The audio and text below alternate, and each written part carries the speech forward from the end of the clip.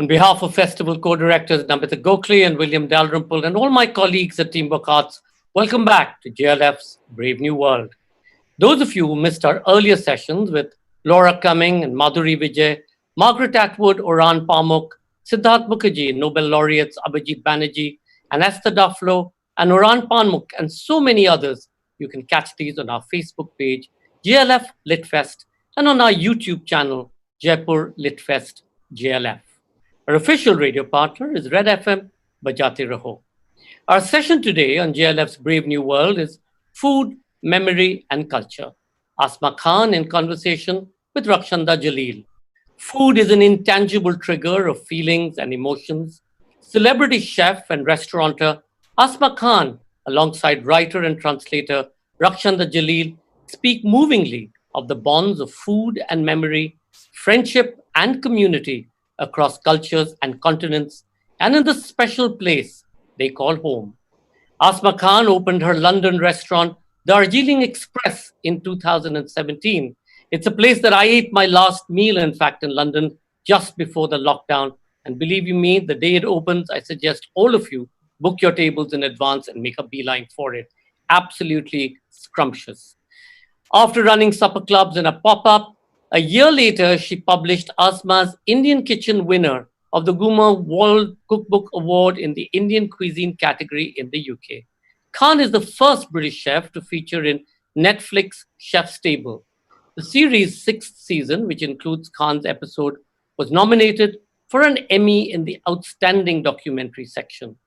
Rakhshanda Jalil is a translator, writer, and literary historian. Her book on the lesser-known monuments of Delhi, Invisible City, continues to be a bestseller. Her latest book is But You Don't Look Like a Muslim, a collection of 40 essays on religion, culture, literature, and identity. Please do remember to comment and ask questions by typing it in the comment section. Do also follow our handles JLF Litfest on Facebook, Twitter, and Instagram to get notified on the upcoming sessions. In case any of you drop off due to bandwidth issues, you can find us on our YouTube channel, Jaipur Litfest JLF. And in case we drop off, just hang in there and we promise to be back. Ladies and gentlemen, food, memory, and culture, Asma Khan in conversation with Rakhshanda Jalil. Thank you, Sanjoy. Asma, it's wonderful to see you finally after a very long time. And I'm looking forward very much to this conversation. Thank you very much. Now, we've had a glorious rainy day. You are fed up with the rain and you possibly want a nice sunny day. And we've had a share of warm, sunny days. And for us, this rain has been beautiful. But like the weather, like the rain, food means different things to different people. There's a certain thing that somebody loves, and then there's something that the same thing people hate. My husband, for instance, has a lifelong aversion to curry, not curry, as the West understands. I know which one you mean, yes. It was served to him in his hostel, in school, and he absolutely hated it. To this day, hates curry. Now, let's just dive into this conversation and talk about memory triggers, food that serves as a trigger to memory. There is this lovely, I'm sure you've read it and most people know of it if they haven't read it, this lovely passage in Marcel Proust's Remembrance of Things Past. Proust's mother sends for this little cake, the Madeleine cakes, this pretty scalloped, fluted things, and he has a bite of that. And he's instantly transported to his aunt's home. His aunt was called Leonie, and his aunt lived in a town called Combray. And one bite of little cake, and he's transported to his childhood in Combray, and having had that cake in his aunt's parlor. So we all have a food which is like a magic carpet. It takes us to our childhood. For me, it's a paratha, a triangular paratha, the way it's made in Western Uttar Pradesh, which would be given with maybe a shami kebab or a ande ki bhurji, which is like a spiced scrambled egg, or sometimes even a plain homemade mango pickle with that paratha. So for me, it takes me to my childhood, to happy days. Asma, what's your food trigger? I think strangely enough, it's not like my real childhood that I have, and I serve it in my restaurant. It is this. If you are from Bengal, have been to Calcutta, you will know what a chicken chop is. Yes. It's the version of a korma, but very uniquely Bengali, and you also get this in Bangladesh, of course, Yes. as well. But I when I put it in my restaurant menu, and it was difficult because I was worried that people would be intimidated by the bone because it has to be cooked on the bone. Yeah. Yeah. But this I needed. It kind of is my most emotional after paratha as well, which reminds me of my childhood. It's ironic when you said because paratha for me it is because somehow the chicken chop reminds me of the last meal I had, and my last meal as an unmarried girl in my house. They had put mehendi on my hands, the henna, and Amma had made chicken chop, and she kept saying, "Beta, tumko khana hoga." I've made this myself, because the next day I was getting married, and I was also leaving for Cambridge, and at that time, 30 years ago, now people are less scared. At that time, there was no internet, Yeah. there was nothing. My parents wrote to me, and Ammu had made this chicken chop specially for me. लेकिन बहुत देर हो गई, she was doing this intricate design on my hands, and everyone kept saying, no, no, don't fast. And for me, the food was a priority. And then what happened is that Ammu fed me with her hands. With her own hands. With her own hands, she fed me this chicken chop and paratha. And I wept throughout. And my sister is very proud. She said, don't cry into your henna. Don't cry into your mehendi. And it was this huge sense that, I don't remember when my mother fed me with her hands because she must have when I was a child. I don't remember that, obviously, because I have a vague memory of her feeding me khichdi in a balcony. Only remember it because a crow came and ate the rest of the khichdi. So I remember that, and I remember my mother was feeding me. But so the chicken chop for me with paratha, rolled up with the chicken inside and the salan on the edge. I pass tables, and that fragrance of the chicken chop hits me, and I feel my mother's presence next to me in my restaurant. So it's a very powerful, memory for me. Yeah, which, yeah. I've always had, and this is why I will always have that on my menu. Yeah, so we're still on the subject of childhood, and I know you spent your many years in Calcutta.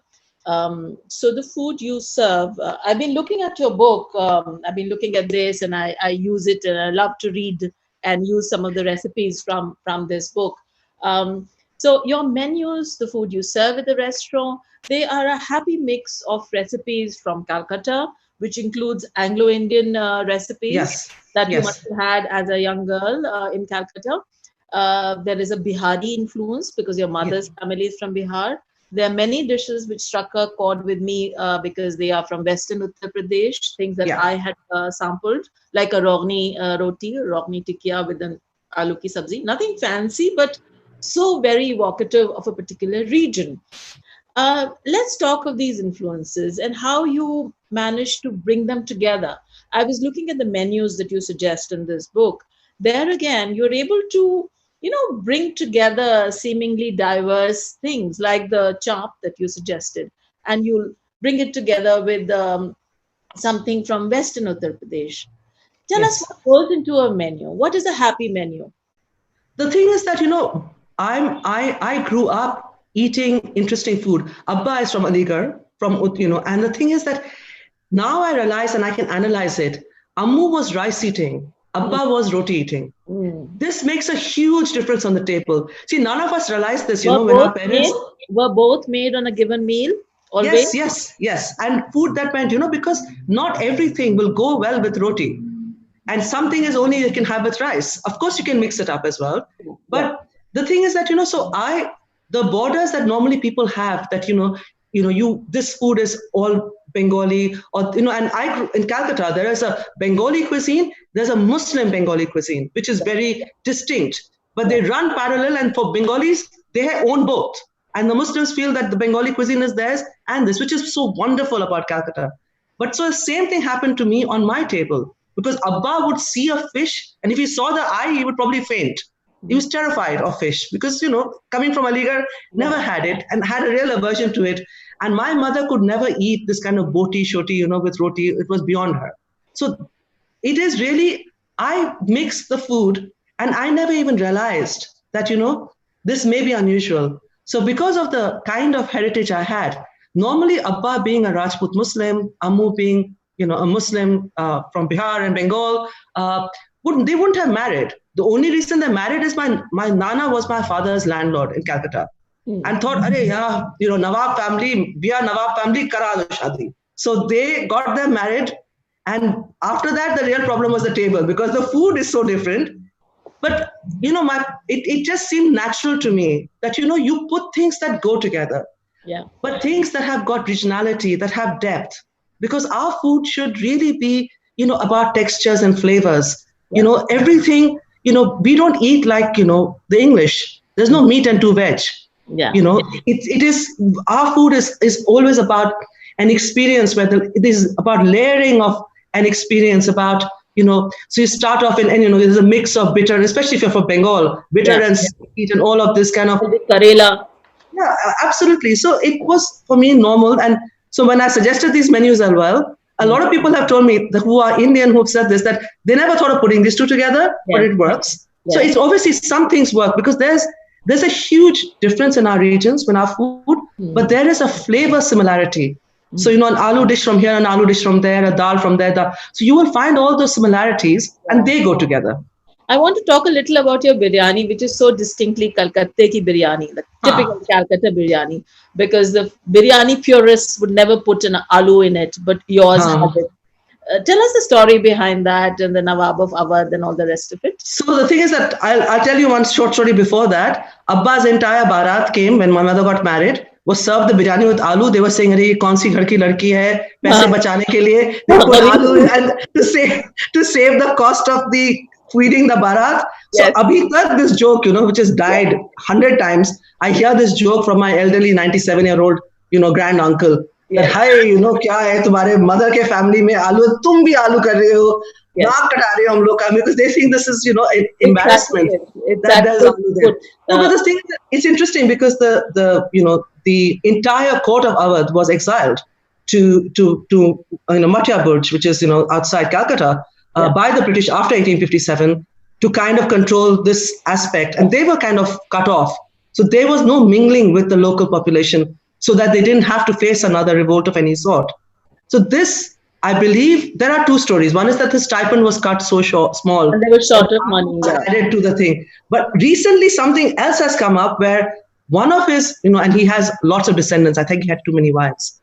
One of his descendants has said that actually at that time, aloo was very expensive. Potato was very expensive. So it could also have been him using a new ingredient because the Portuguese had just brought it in. Yes. So it's interesting. But not native to India, Yeah, so it was new to India. It was considered exotic. He was a man of great taste, the Henry VIII figure of our culture. So they're very interesting. But this aloo, I'm very biased. I prefer the aloo to the rice and to the meat. Yeah, so it absorbs all the flavors of the meat. Yeah. And so if there's no aloo in biryani, for me, the biryani is not that great. Yeah, so sometimes this fusion works, but sometimes it doesn't. And I think one of the most misbegotten dishes we have is this thing called Molai, and in your UK in particular, I mean, till restaurants like your Darjeeling Express came along, there was this ubiquitous chicken tikka masala, which none of us had in India, frankly. I mean, the chicken tikka came from the Punjabi refugees, and they set up the moti mahals and, the tandoori. So we did have our chicken tikka, but this business of chicken tikka masala made no sense. These were just boiled pieces of chicken that had been dunked in an orangey sort of ketchupy sauce, and it resembled nothing we'd ever had. So what passes off as Mughlai is such crying shame almost, And we've had very few food historians. It's coming to the fore now. There's some excellent books like Salma Hussain and others who are food historians, who are going into the archives, who are looking at recipes, and who are producing dishes which are very nuanced, very sophisticated, which is not just a dunking in of masalas. Do you want to talk a little about this Mughlai business, which passes off various meat dishes, Yeah. Of So I think that, it is a very abused term. It has allowed very bastardized Yeah. dishes to be served. And the thing is that, the logic is, isme jitna, how much ghee, cream, and Darling. nuts dalo, this becomes Yeah. Mughlai. And the problem is that, it is, this is a huge problem for me because I have argued for a long time in this country, Yeah. since I started my food business, that this is what happens to a lot of immigrant food, that we are seen as cheap and cheerful. There's a version of our food that people think is our food, like this chicken tikka masala. And And this is what will pass. And everybody thinks every Indian is making naan in their house. I yes. explained to them that isme na, you need a tandoor. Our houses will catch fire if you have a tandoor inside the house. And knowing Indian families, if you can afford to put a tandoor in your kitchen, one relative will move in that kitchen. Itna space mein. Nobody really has that kind of space, that tandoor. So this whole idea of what has happened is, I have nothing against Punjabis, but really the Punjabi kind of effect on our food is quite difficult to explain. And this whole idea of Mughlai food, Yeah. anything that they add word Shahi to it becomes Mughlai. Now the problem is that there is an issue with this as well, because I say this about my immigrant food in this country, that you cannot have my food Yeah. if you do not have me, Yeah. if you do not respect and honor me. Yeah. And I think the same should apply to Mughlai food. Do not wipe out sections of history books. Do not question the validity of monuments. Do not do all of this. Yet you take our food and you twist it and you call it Mughlai. You will accept the Mughlai food, but you will not accept the Mughals. You will accept Mughlai food, but you will not accept me. Yeah. That is so important, because the whole point is that what is Mughlai, what is not, and the whole idea that, this was an incredible regime which merged into this soil of this country. The dust that flies from Jama Masjid is the ruh, the souls, and the bodies of generations of people who have Mughal roots. And their food is something distinctive. But if you twist it and make everything Mughlai, you cannot wipe away what is quintessentially Mughlai, what was Mughal. And the other thing is, there's a lot of confusion about the fact that, a lot of people tell me, but this is, why is that Persian influence? The fact that Humayun was, spent substantial amount of his life exiled while Sher Shah was sitting in Delhi. He learned from the Persian courts this whole idea of, this grand dawat, because the real Mughals are, nomads. They came from Central Asia. Their food was very basic. So the whole idea that it has evolved along the time, but what has happened to Mughlai food and the label that is put on Mughlai food, don't put a label, and just because you've added cream and ghee does not become Mughlai. It is very important to understand the food you cook. Yeah. Without taking away the joy of cooking.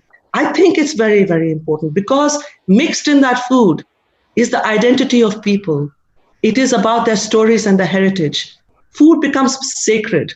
Why is it that every festival, every death, marriage, birth, I feel that irony as well, so that, we have the Bengali tradition of mukhe baat, they put the rice in the baby's mouth. Yes. A lot of Bengalis have come and done this ritual in my restaurant, because they said, we feel this is home for us, and you do what is done by tradition.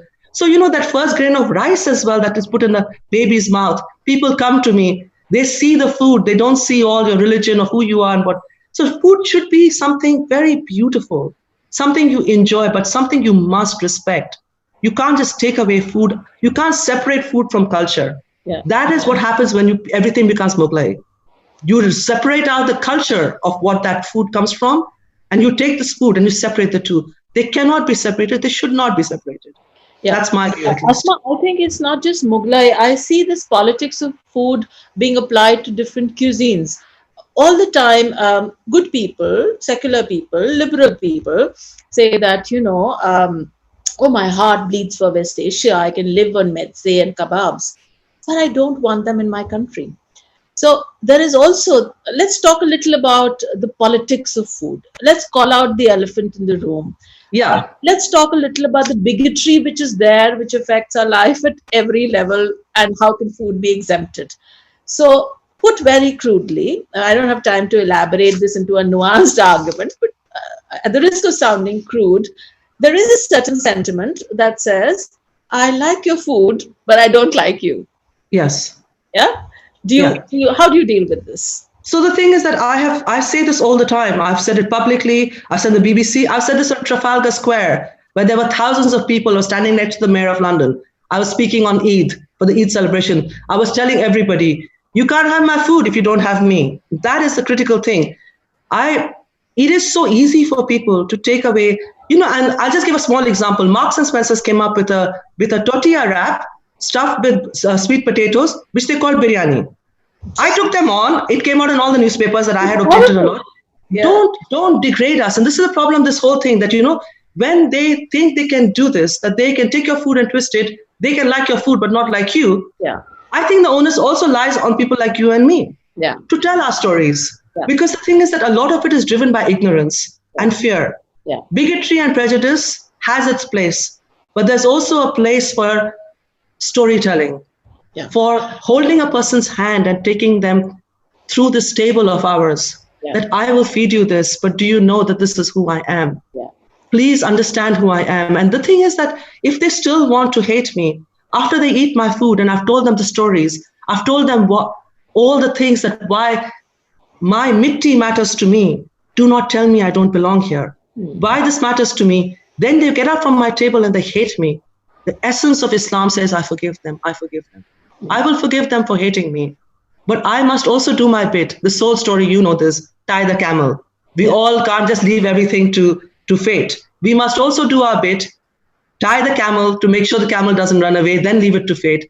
I think the time has come as well for the silence to stop. And this is great. It's a platform, JLF, we've spoken before, we've been on platforms in Jaipur as well. It allows, you need to not be afraid to speak up. Yeah. Because the silence actually... This is important too. Yeah, it is important to speak up. It is important to be respectful. I will respect your religion. I will respect your food. I will probably love your food more than my own food. And I will not be afraid to say it. Yeah. I will not be ashamed to say, I love this, I'm a huge fan of Marwari food, I absolutely adore it. And, I have fabulous memories of childhood, sharing a tiffin with Marwari friends. They wouldn't eat my food, but that was their problem. I ate their food completely. And the thing is that, it should be about sharing. It should be about, and, especially we've just finished Ramadan. We are having a huge problem in the UK, where there's massive food poverty in families, where children are going to school hungry because schools are closed and they get a free meal in school. Yeah. We have the same problem here in India. And everybody should say, look at what's happening to the migrants. They are starving to death on those trains. And you will hate me because of what I eat? Alhamdulillah, I eat, you eat, everybody eats. I want to wish that everybody eats. I want to wish that nobody has to have a long night of relentless hunger. Yeah. What they eat at the end of that, how is it that my problem? I should be glad that they eat. Yeah. Let's talk about the picket fences we've built around food. Of course, there are dietary restrictions prescribed by religion. There's kosher and non-kosher. Yeah. There's halal and jhatka. Of course, there's vegetarian and non-vegetarian. And one is all for respecting those preferences or those dietary restrictions, or call it what you will. But sometimes we move away from that and we come to fads and fetishes. We come to things that are in currency. Vegan is one of those. Yeah. Oh, yes. In my childhood, I don't ever remember hearing of people who had gluten intolerance. I'm sure they had gluten intolerance, but it possibly went undetected. Now it's a fad and people find out, and there are ways and means to find out. I'm not denigrating genuine illnesses and allergies to food. Of course, people have food allergies, people have nut allergies, all sorts of allergies. I'm not running that down. Let's talk a little about as a host, a hostess, or whatever you call yourself, this whole business of catering to diverse tastes. A pescatarian who will only have fish, but not other forms of meat. Yeah. So you may not have had fish on your menu for that given day, but I'm talking about a domestic situation, not domestic. Yeah. But then you plan for the pescatarian, the one sole fish-eating person amongst you. As a restaurateur, do you always have gluten-free stuff? Are you always prepared to cater to every taste? Yeah, and the thing, we have to be, because of the law. The law requires us to be able to set out the allergens that we need to set out. Some of our food is naturally gluten free, rice, whatever, you can have that. And, we don't add, so a lot of our salons, are without cream because this is normal food. Huh? So we don't kill it by adding cream to everything. So there are a lot of options that people have, which are there. I don't make a huge effort, but it has turned out that we have lots of vegan options. We do niramish, which is a Bengali classic thing. Yeah. Yes. So we do have stuff. It's not because I make a huge effort, but we've ended up with a menu which has substantial vegan options, vegetarian options, gluten-free options. I have people who come to my restaurant and say, I'm allergic to onion and garlic. What can you give me? And I can show them the door, but I can't. So I have to say, I can't do anything and all that. And so it's really strange that there are people who will come to Indian restaurants and say, I won't have onions and garlic. I have a very big contingent of Jains, and who write to me in advance, who weep and cry and clap when they leave because I will cook them an entire meal without, onion and garlic because I feel that no one else will do it for them. But it is a problem when people start to prescribe and pontificate, and there's a sense of superiority. You have a lot of this over here about for a long time. Or clean eating. As if all of us are eating dirty food. This whole thing of, and then people saying that this is clean eating Chinese, clean eating Indian. This is bakwas because really, it is rubbish because really what it does is that it kind of gives you, someone is actually claiming to be, in some ways, eating a superior diet. Again, comes back to the idea that please, it is a privilege that you're eating. I don't want to know that, you are doing this kind of crazy twist with your food. If it makes you feel superior to me, be happy, go away. But don't stand and try and explain to me or try for the worst thing to convert me to your kind of cuisine. You have a lot of this happening, of shaming of people who have a lot of sugar, of meat. And, there are, of course, a very good reasons not to have less meat, but it should be your own choice. Don't impose choices on people on what they eat. This is to do with a lot of people who are, food then becomes a battleground. It becomes a way of imposing a majority view on a minority. We all know this in India as well. It's happening in the West as well, where a lot of people are feeling that you should all be eating plant-based food. It's a new thing now, plant-based, vegan. Well, I have not. But you haven't gone the way of lynchings. We are ahead of you. We've stolen a march on you. We have lynchings. We lynch people who eat things that we wouldn't want them to eat. But we haven't had anyone lynched as yet. But the thing is that but it is it's awkward. It's embarrassing when you see people trying to impose their food views on others. My main thing is that if your food is nice and tastes nice and looks nice, very good. I don't want to know the philosophy behind your food and you trying to explain to me that this is in any way better. It is deeply problematic for me, especially now after the pandemic, when for the first 1 month in London, in the supermarkets, there was no food. No toilet paper, no food. The only thing you could go for, you would get mooli. Nobody wants to buy mooli. So even if the whole supermarket is empty, the radish and the mooli was full and Brussels sprouts. No one wanted to buy that. I also didn't want to buy it. But people panicked. Yeah, I'm getting this signal saying we have 5 minutes to Q&A. But let's talk of happy things before we close this. We've had a very political discussion and an occasionally contentious one. Let's talk of happy things. Let's go back to childhood. Let's talk about foods that were cooked for special occasions, for festive occasions.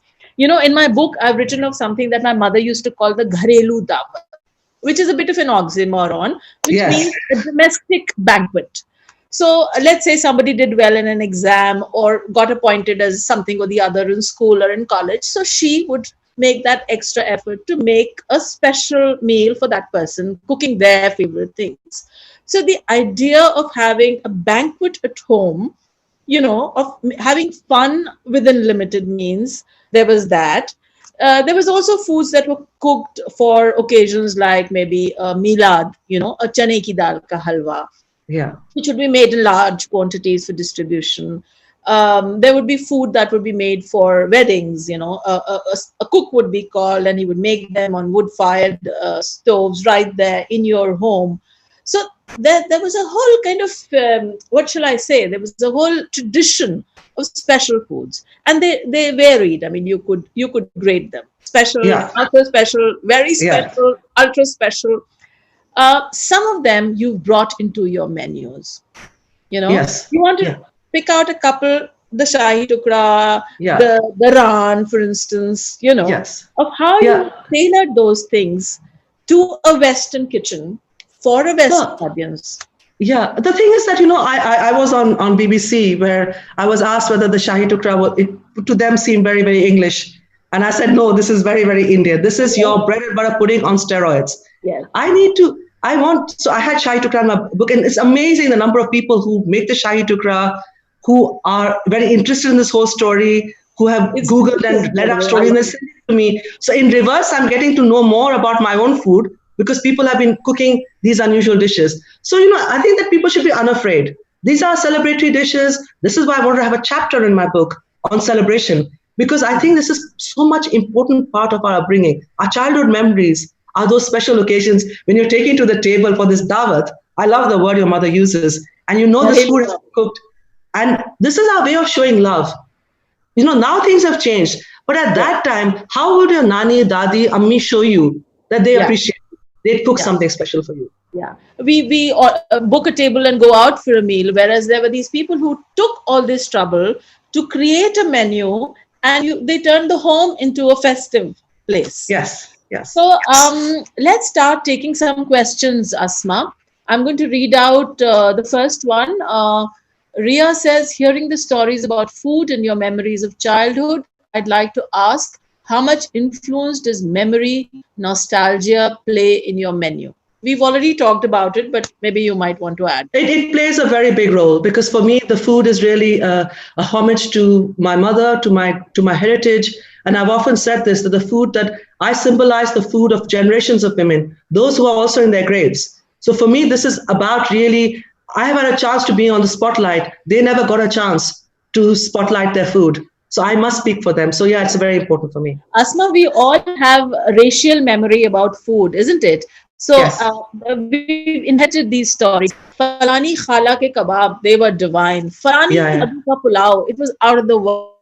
So we've inherited, you and I may not have tasted those dishes, but we've heard our mothers and grandmothers talk about. I've heard all these stories, And there's this thing about haath ka maza.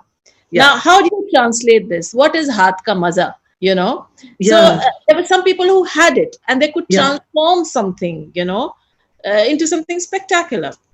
Okay, more questions coming up. Do you cook with specific, this is very interesting and this is for you, Asma. Do you cook with specific measurements or with instinct? Do you stick to the original recipe or is it a mix and match an option for you? No, the thing is that it's very strange. I don't cook with a fixed recipe. It took me a very difficult time to write the recipes. Literally, everything was taken from my hand as I was putting it in measured. Because if I have to think, I cannot cook. Every time the dish will come out exactly the same. You can't run a restaurant and every day the chop tastes different. And people will give you a huge whack. So no, it is. I don't know what it is, but it is probably in my hands. I have been able to recreate a dish. Every time it tastes the same, but it is by estimate. But the recipes are all been written on that basis. You have measuring hands. Yes. I measure with my eyes first. Okay. Kami has a very interesting question. Kami Kidwai is a fellow Londoner, big foodie. Welcome, Kami. He's asking, does pulao feature in Calcutta cuisine? Yes, and the most classic pulao of Calcutta cuisine is what they call shada pulao. Or which is, it is, white pulao, but it is with nuts and a little bit sweet with caramelized onions on top. So pulao is very much part of the Bengal cuisine. And the best thing is that, this is not made with basmati. This is again, North Indian, I don't want to use the word. I better not use it. No. So it is, in Calcutta is made with the baby basmati, the original basmati. What in Bangladesh they call kali zira or gulab sur. Little rice, the small rice, the pulao is made with that. So yes, pulao is also a very big part of the Bengali cuisine in the kind of Bengali cuisine of Muslim tradition as well. Right. And for the uninitiated, let's just say briefly that there's a difference between the pulao and the biryani. Pulao is just with tempering, maybe with a broth, a yakhni, and a biryani is layered, it's sealed. And of course, the recipe is there in Asma's book, should you want to look it up. But not the biryani recipe, huh? I Yeah, must yeah. say. Biryani, the Calcutta wali biryani, which is, yeah. All right. Aprajita asks, in this period of lockdown, there are people who are living alone, away from their family, and it is believed that food and emotions, love go hand by hand. Any suggestions on how we can make our dishes feel like a little home? Aprajita, that's exactly what we've been talking about. Yeah, Asma, you want to add to this? Yeah, I think that I think the thing is that it's important to remind yourself that, the most important, I say this a lot, that most, expensive and valuable ingredient you put into a dish is your time. So I think when you cook for yourself, and if it is a lockdown and you're on your own, value that time, put that effort in and heal yourself. Because the thing is that what you are doing, it is like an embrace. When you eat something, it goes inside. It's so intimate. Food is something so beautiful. Give it time. Don't rush it. Give it. And this is where you say, no, I can taste the love. There's this haat ka maza. It is about patience. It is about sabr. You give it that time and effort. You don't rush it. And then you taste that in your food and you make it for yourself like this. I have a chapter in my book, which is a feast for two. Basically, it is for that person who cooks for two, eats one, and I've told you what to do it with the leftovers the next day. I wanted to have a chapter for that because people have forgotten to respect ourselves. In this rush that all the food is so easily available, cook for yourself, heal yourself, respect yourself, and cook for yourself. Yeah, you don't have to live on routines if you're alone, you could. Okay, now this seems a good time to, Asma, bring in the fact that you actually learned to cook when you were in your 30s, living away from home. And so, while not in lockdown, but certainly away from South Asia, from your loved ones, from your family. So that might kind of segue into Aparajita's question that, what were your compulsions in learning to cook at that age? No, I learned in my not 30s, 20s, late 20s, and I found it very difficult living in this country. Again, this is 30 years ago. It was very difficult, very isolating. My husband was a terrible cook and a very bad cook, and I didn't know how to cook. Has he improved as much? Hmm? Has he improved? No, he stopped cooking once I learned how to cook. I didn't want him to cook anymore. I had enough of the chicken curry and rice. It was not my worst meal. So the thing is that I cooked because for that moment when the food was cooking, I felt I had gone home. I felt I had gone home and I felt complete. It healed me. It gave me a sense that that girl who left the shores of Calcutta had come to Cambridge, that all was not lost. In that time that I cooked the korma and I made the kosha mangsho and I made aloo dum puri, I felt I had taken back that girl who was lost. I had an arranged marriage. I married someone very different from me, very nice man, but different. And it was not easy. It was not easy. It was a way that I was not lost because everything else was stripped from me in some ways. I lost being with my parents and my beloved city. But so you recreated a bit of that home. Yes, it was a way of just staying sane. Yeah. Okay, so Aruni is asking, there are many who say there is no veg biryani. But what I feel is that biryani is more about the process and perseverance you put in it. What are your comments on that?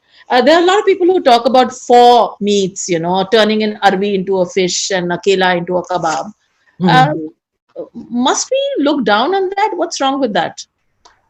I don't know. I mean, the thing is that, I think that I have had some very good, what I would call a vegetarian pulao rather than a biryani. And it's been, it's very nice, but it's not something that, I can associate with the food. It's like, telling someone you're going to have shepherd's pie and you produce, Caesar salad to them. It's just this kind of, so if you get the flavors and everything right, maybe yes, but I'm not so sure because I feel that, I have not had very good vegetarian biryani. So I often serve vegetarian pulao with my lamb biryani. and I call it a pulao. I think that it's, they are brilliant and they can work really well. But I'm to be convinced. It's not that I have very kind of thing. I am to be convinced. Now, maybe I'm being a bit tactful here, Sure. but yes. You are. But so essentially, to answer Aruni, you're saying that it's not a process, but it's the ingredients really that make. So it's not the process of making it with broth in a sealed container. You're not convinced by that. Yeah. All right. Now, Om Prakash Parikh is asking, what was the inspiration behind naming your restaurant Darjeeling Express? Well, I'll be very quick. I had never named the restaurant. I named my supper club, which I started in my own house, Darjeeling Express, because I was trying to think of a name. I had to fill in a tax form when I was setting up the company. It's a name of company, which I hadn't thought. And suddenly I remember the toy train in Darjeeling, this feeling of freedom, of adventure. I was going on a summer holiday. Calcutta used to be so hot, and that was a time, this feeling that you hit the cool of the mountains, that sense of exhilaration. I was so excited when I was starting off my food business. I thought I'm going to name it Darjeeling Express. I wouldn't have named a restaurant that, because it would have led to all kinds of confusion, that it would be a tea shop or whatever.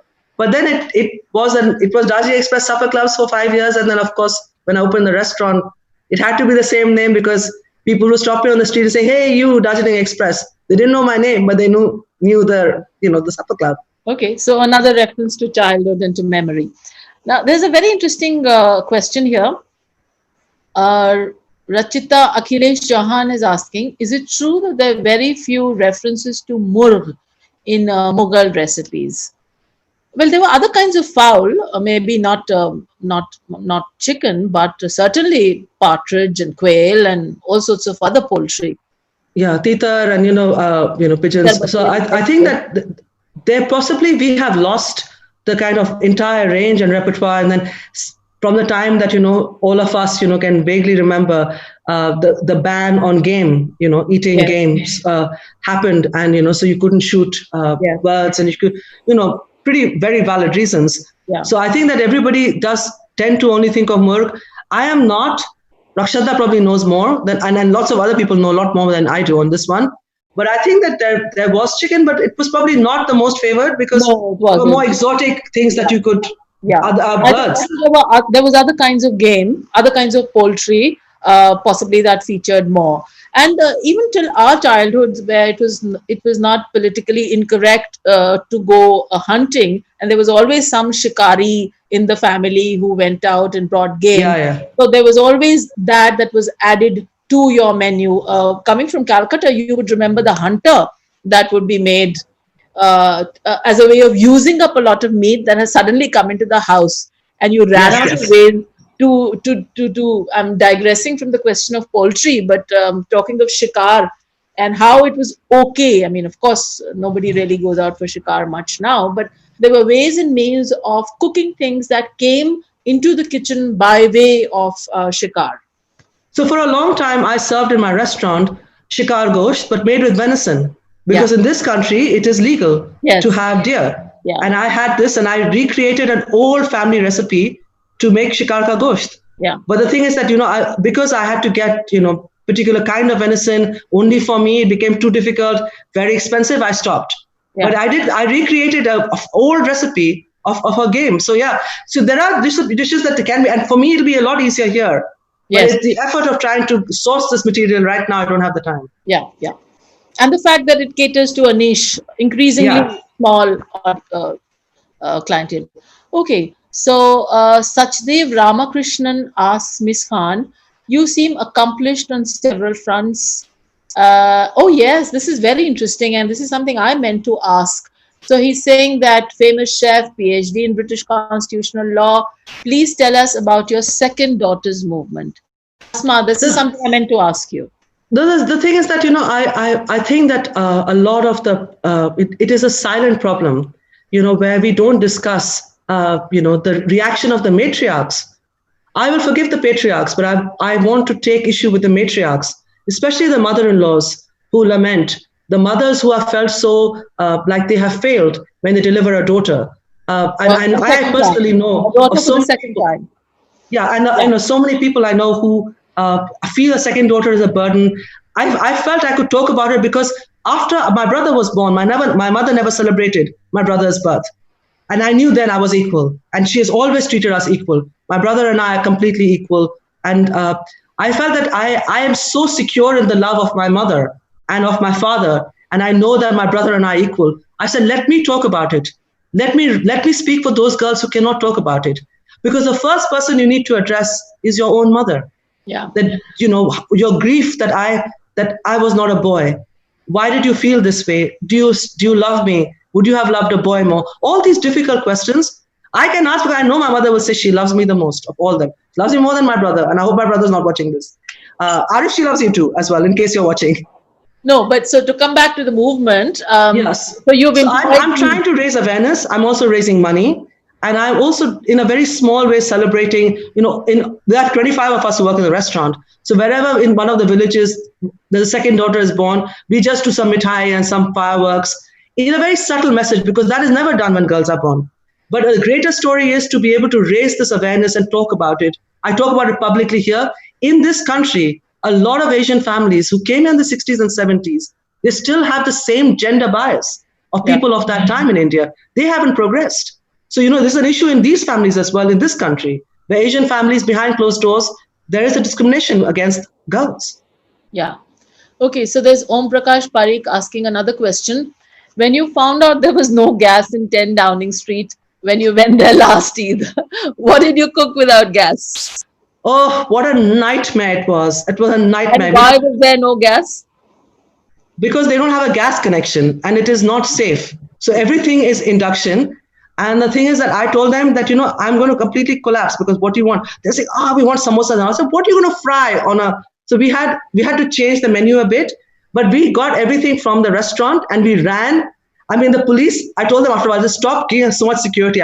Obviously, Asian people turning up with baskets of random things, but we fried them in my restaurant and we sent them, and we just kind of kept them in the oven. You can't fry on this. It was, but you can't do, you have to have with samosa and kebab and everything. So we did all of that. But it had to re-establish the whole way we did it. So Mr. Parikh is very well informed about what you do and what you don't do. Yes, thank you for following me. Okay. Now, Rachita Akhilesh Chauhan is asking, do you feel that COVID will bring back the importance of home-cooked meals as opposed to takeaways from chain restaurants? Well, given Facebook, it seems we've all turned into halwais. I mean, Absolutely. all the time we see pictures of things that you would normally buy and would not make at home, like jalebis, or chaat and so on and so forth.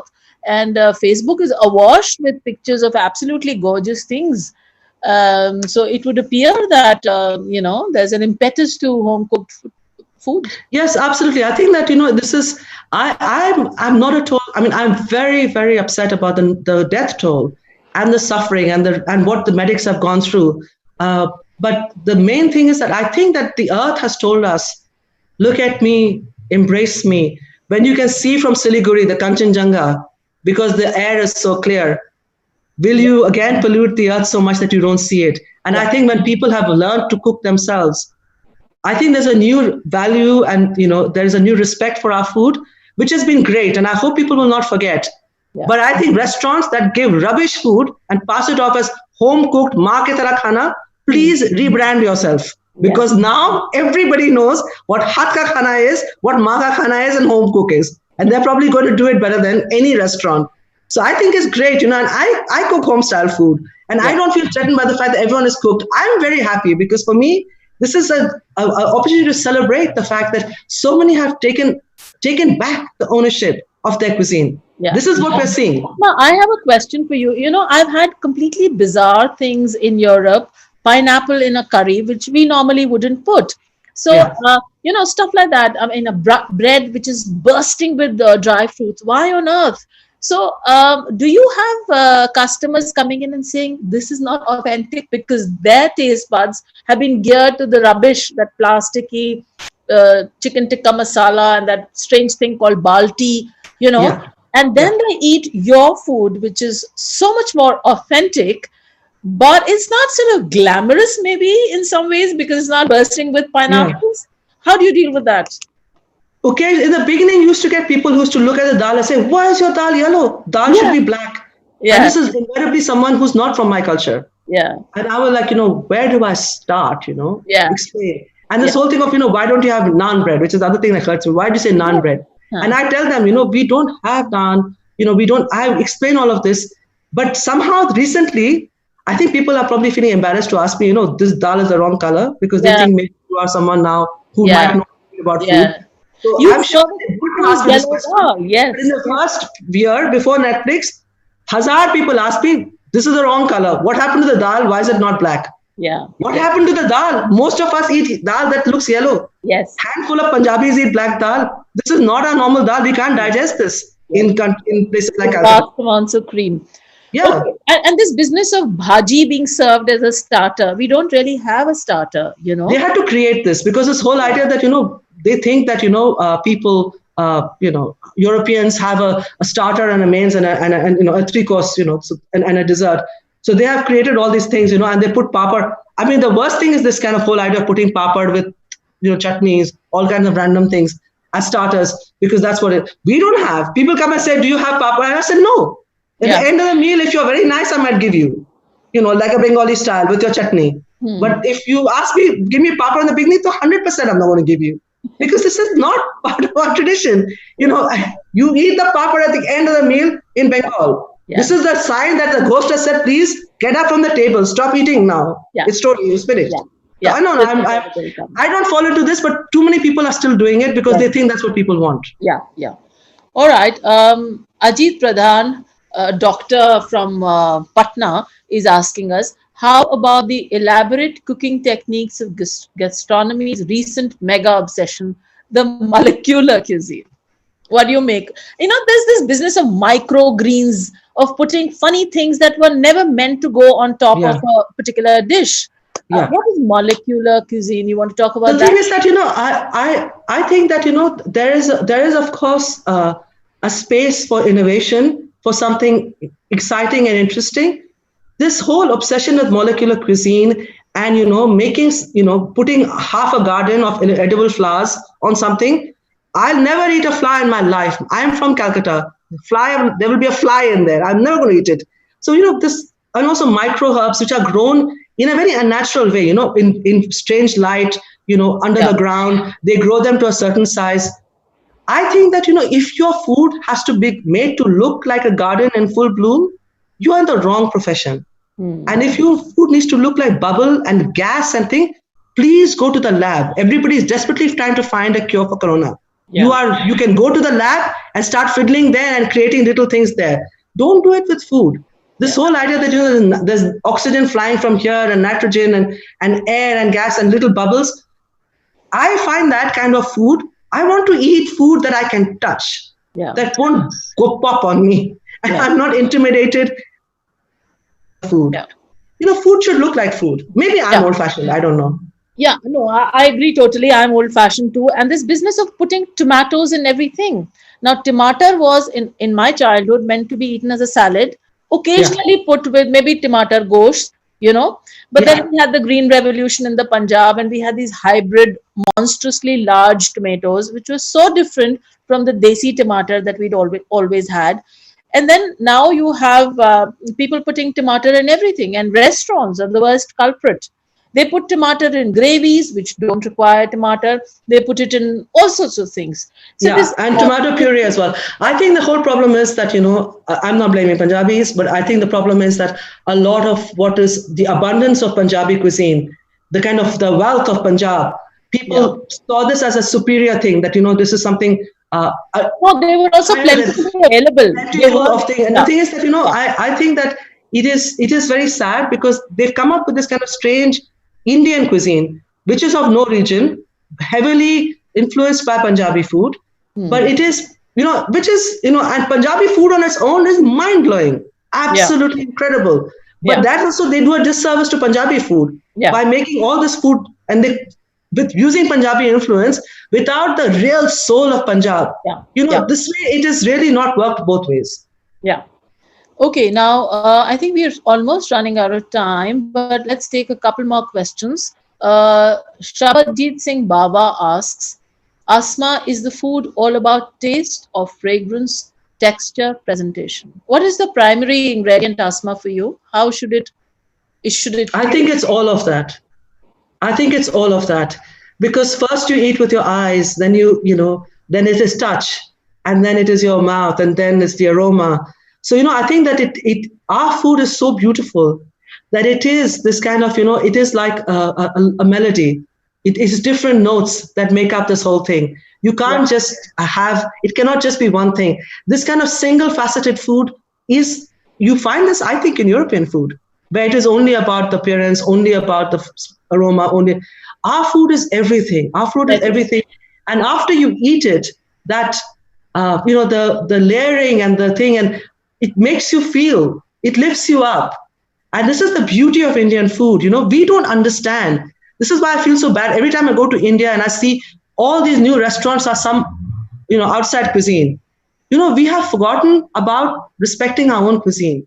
This is I think, the deepest, the most interesting, layered cuisine in the whole universe. We are just bad storytellers. We have not been able to sell our food. So Italian, German, and French, even German and French, whatever, all of that has taken center stage, leaving us behind. But our cuisine is masterful. It is beautiful. And we should celebrate it and be proud of it. So possibly what we need in India are more Darjeeling Express, things that are actually not serving restaurant food, but are serving food that is closer to home cooked meals. Can I just say, this is because we have never honored our women who cook at home. Yeah. This is why. And their wisdom. This is why, because we think this food is very dismissive. This ghar ka murgi dal barabar, this is the problem. That we think this is of no value because we never valued the women who cooked, which is something I often talk about. So we've had standalone restaurants like Potbelly, which is serving typically Bihari food and so on. But possibly we need more of those which rely on conventional wisdom, which rely on seasonal produce. We've not really talked about that, but this whole business of what our nani dadis cooked, which relied on seasons, on tasir as in thandi tasir, garam tasir. So in summer, you will have something which has a cooling effect. You will have pai and nehari in winter, trotters, because they will give you heat and warmth. So perhaps what we need are entrepreneurs who are going to think of distilling all of this and somehow bringing it to a restaurant table.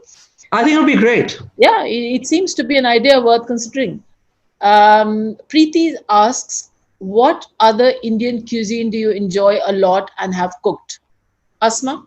Hyderabadi, because, I lived in Hyderabad for a long time. Love Hyderabadi food. I have Hyderabadi, dishes on my menu. I have mirchi ka salan, and I have also khubani ka meetha. So Hyderabadi food, Bihari Muslim food, again, is fabulous because my nani was from Bakhtiarpur. So I have a lot of that as well. All right. Now, there are more questions, but there were these messages, frantic ones, which I hadn't seen. Time to end the session, Asma. All good things must come to an end. This was lovely. Thank you so much. I've enjoyed it a lot. And I love it too. Proud of you. Thank you. So over to you, Sanjay. We had a great time. I hope you did too, listening to us. Bye-bye.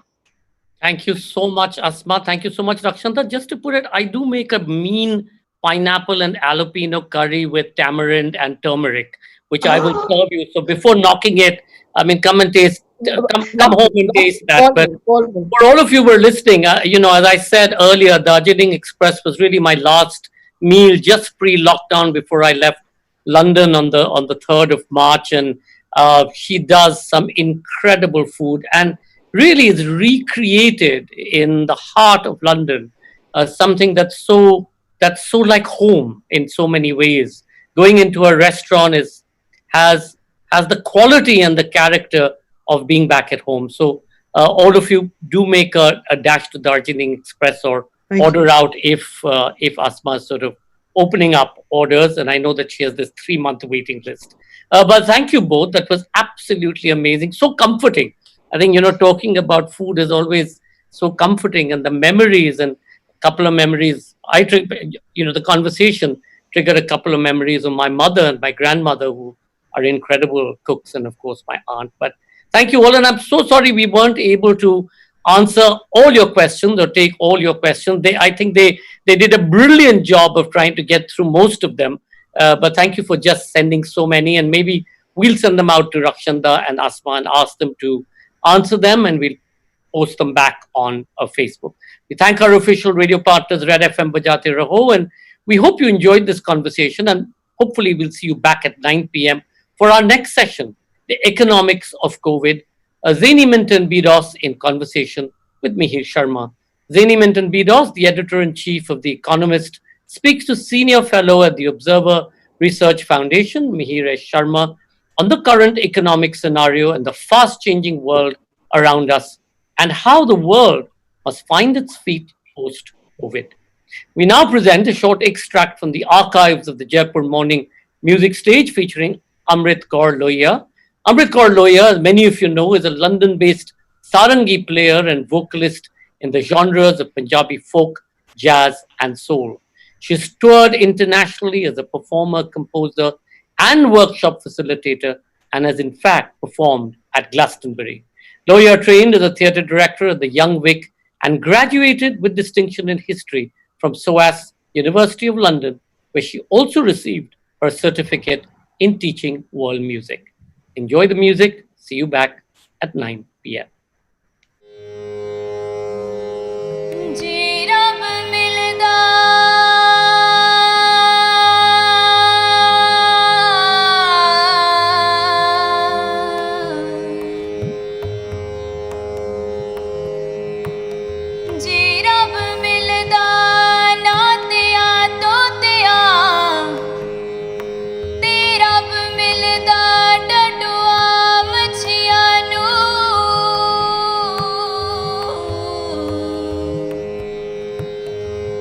रब मिलदा जंगल फिरियां ते रब मिलदा गाइयां बछियां नूं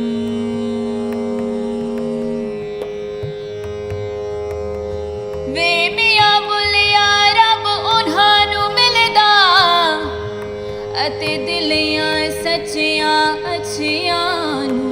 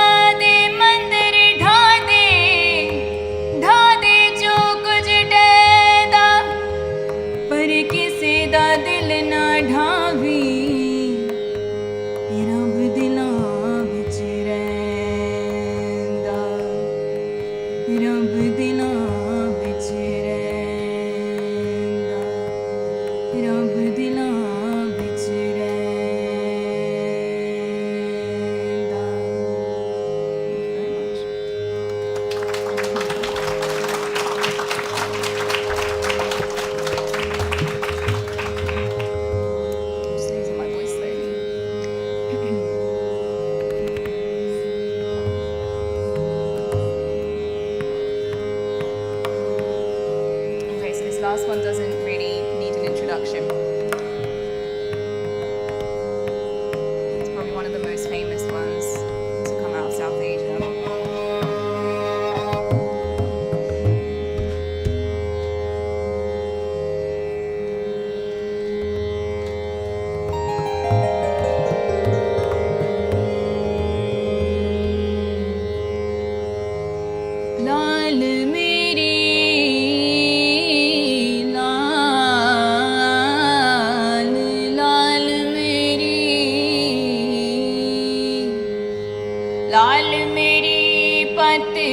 रखियो भला झूले लालन सिंधड़ी दा सेवण दा सखी शाबास कलंदर दमादम मस्त कलंदर अली दम दम दे अंदर लाल मेरी हो लाल मेरी लाल मेरी हो लाल मेरी चार चिराग तेरे बलन हमेशा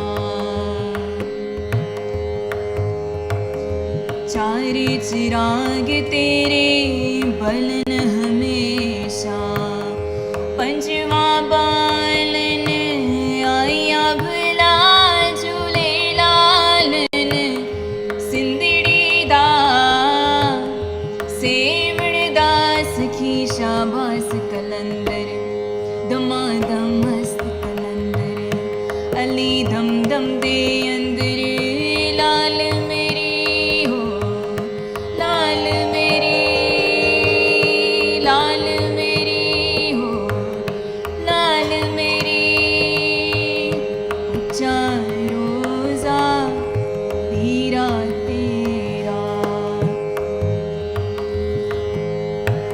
ऊंचा रोजा पीरा तेरा हेठ वागे दरे या भला झूले लालन सिंधड़ी दा सेवण दा सखी शाबास कलंदर दमादम मस्त कलंदर अली दम दम दे अंदर लाल मेरी हो लाल मेरी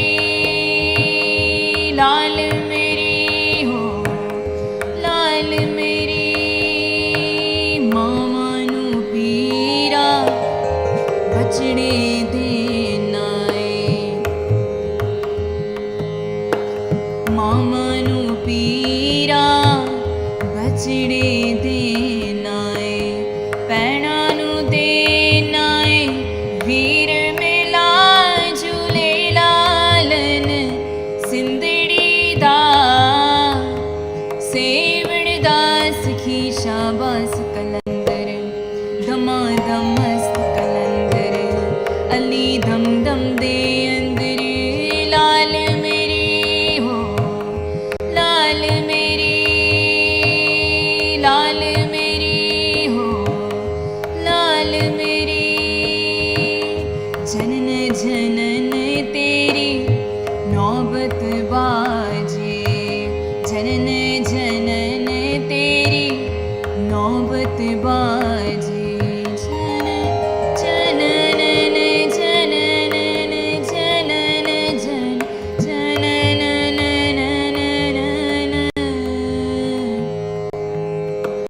जनन जनन तेरी नौबत बाजे नाल बजे करे आल भला झूले लालन सिंधड़ी दा सेवण दा सखी शाबास कलंदर दमादम मस्त कलंदर अली दम दम दे अंदर लाल मेरी हो लाल मेरी